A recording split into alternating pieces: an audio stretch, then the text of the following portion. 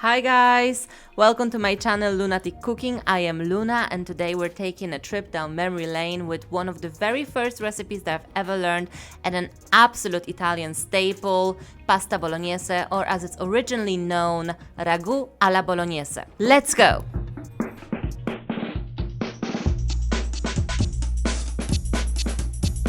Let's begin by cutting our celery sticks into thin stalks and then dicing them into small chunks. What's important here is that the type of dish that is ragu is characterized by being a mix of thinly chopped ingredients and stewed in a sauce, so make sure that you chop your veggies as thinly as possible.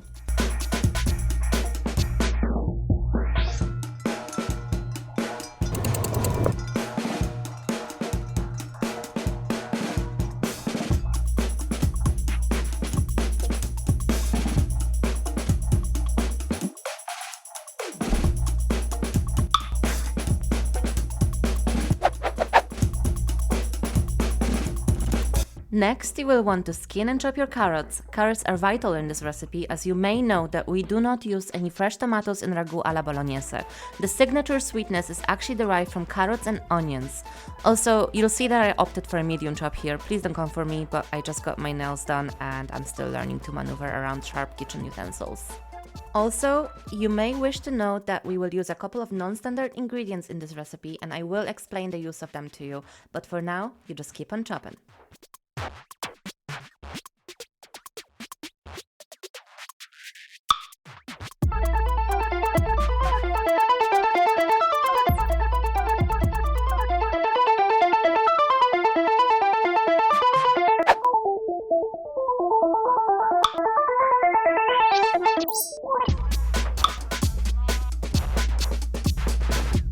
One of my non-standard ingredients is the use of red onion. I recommend using one red and one white as you will get that little bit extra sweetness from the red onion and it carries a little bit more spice.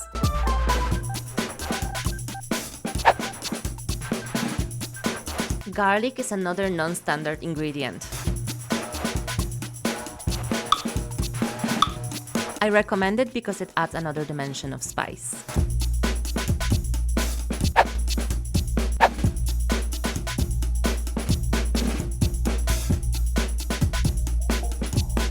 For the meat, I opt to use both beef and pork. I find that pork fat adds an extra layer of flavor, rendering the sauce more wholesome. Beef adds texture and its own dimension of flavor to the dish.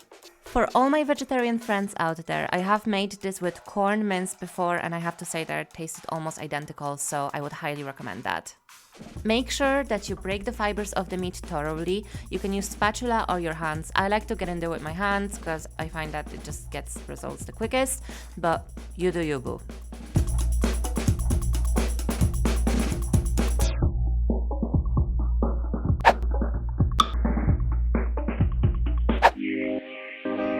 Let's get cooking! Sprinkle a dash of oil onto your saucepan. I found that out of all things, actually my wok is the best heat conductor for this particular dish. So if you have a flat-bottomed wok, I would highly recommend you use that. They really do double down as extra saucepans. You want to begin by rendering some of that sweet, juicy fat out of the pancetta that we just unpacked. You may want to cook it to your own liking, but because this is a stew, I do think that undercooking it can be better than overcooking it, because let's face it, nobody likes burnt fat in their stew. A great thing about prepping your ingredients before you start cooking is that you will have full control over what goes when into your pan.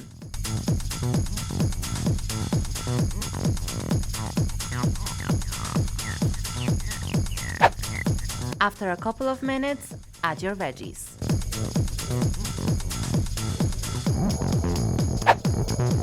Make sure to add a generous amount of salt and pepper. They are going to extract those sweet vegetable juices from your veggies.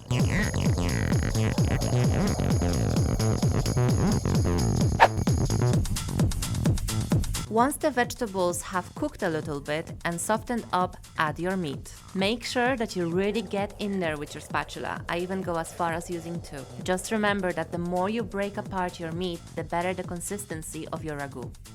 So once again, prep is everything, people. Actually, fun fact about me, I really got to appreciate this particular philosophy of prepping before you cook when I was learning about Asian cuisines, but we'll get into that in another video.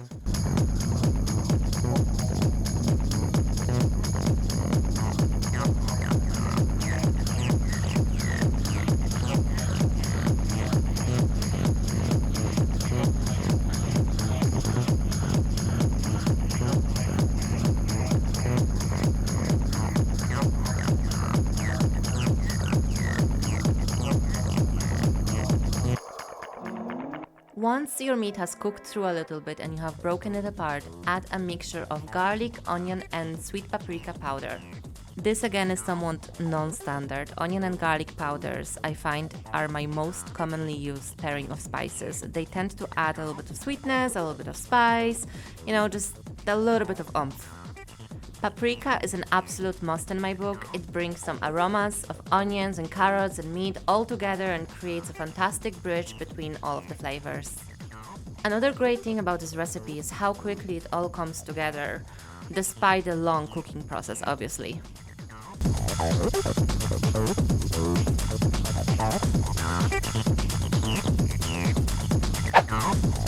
Add your garlic next. I generally try to add my garlic just before I add my liquid elements, and that's because I want to keep it fresh and fragrant.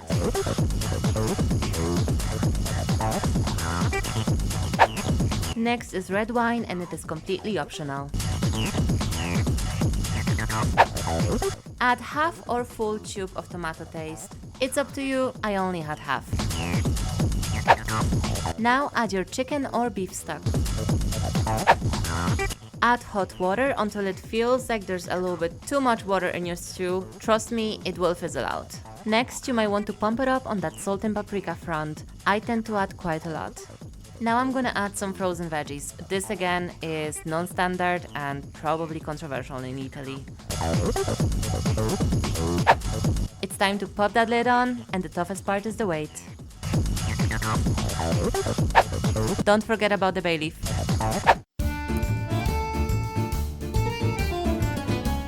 So, 3 hours have passed thanks to editing magic, and let's get into plating. So this is how I would prep the dish before plating, especially when using fresh pasta, which I will link my video for in the description below. Again, start out by sprinkling some oil onto that pan and then ladle a couple of ladles of the sauce onto the pan and let it come to a simmer.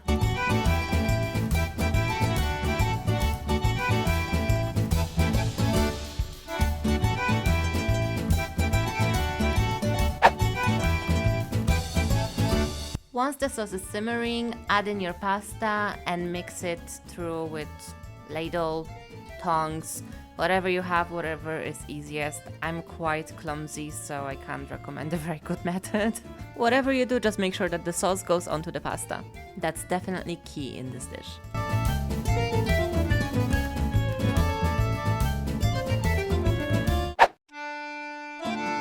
And here we are, dish complete. Top it up with some mozzarella, and if you like this video, make sure you give me thumbs up and subscribe. Sorry if the editing was a little bit dodgy, I'm still learning all about it. I hope that I will see you on the next one. Bye bye!